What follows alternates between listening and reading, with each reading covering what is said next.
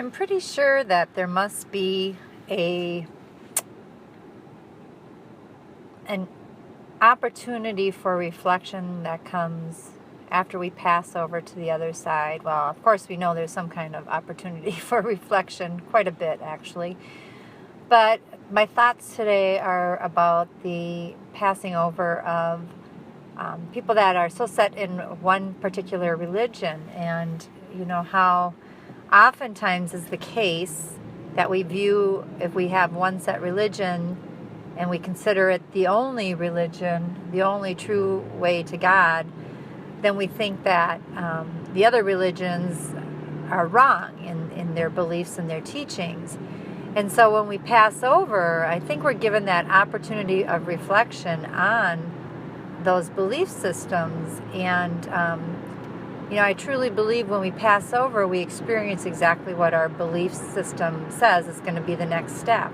But I think we eventually move from that system into a higher vibration, let's say, of belief.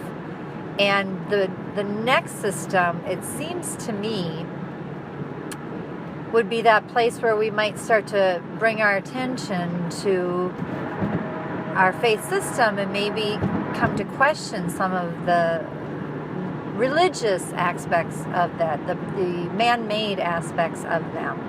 Not the belief in God or the belief in a higher power, but the actual religious component of it, the doctrine of it. And so, for instance, those who were raised in a Christian faith that had believed that other faiths were not the way to God and would actually condemn you to hell in some cases, the Christian faith, perhaps in the reflection stage, would be brought attention to the times in Christianity's history where in the name of the religion, not in the name of God, although they claim it, but in the name of the religion, there was persecution of those who did not believe. So for the Christians, it would be the Christian Crusades, but every faith has them. I'm just speaking to, what I'm most familiar with and my own reflections of this at this point. And so, once as you pass over, you start to take a look at your own faith and how it has not always maybe been as pure as we would like to think, and as we would like to believe in what we maybe have been told too. The whole idea of, a crusade as being a holy crusade is one to be questioned if you really follow the true teachings of, even Jesus and God.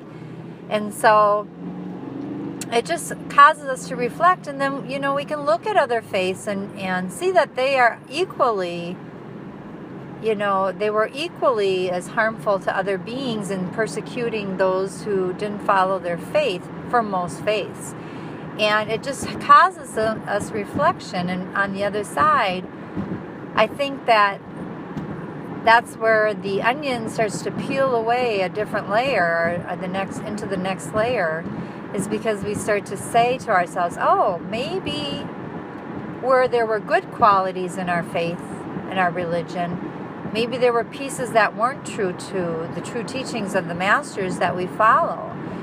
And so it just takes us deeper. And to me, that's where we lift our vibration, is when we start to realize that we have different ways to God, and that we are open to understanding and exploring, not necessarily through practicing, but just understanding and exploring their different faiths. And indeed, people who maybe are not of a religious faith may still be very spiritual, and that's my belief, is that spirituality is different than religion in that way. And we can seek our spirituality through religious institutions, definitely, if that's what brings us comfort. But it's not just those religious institutes.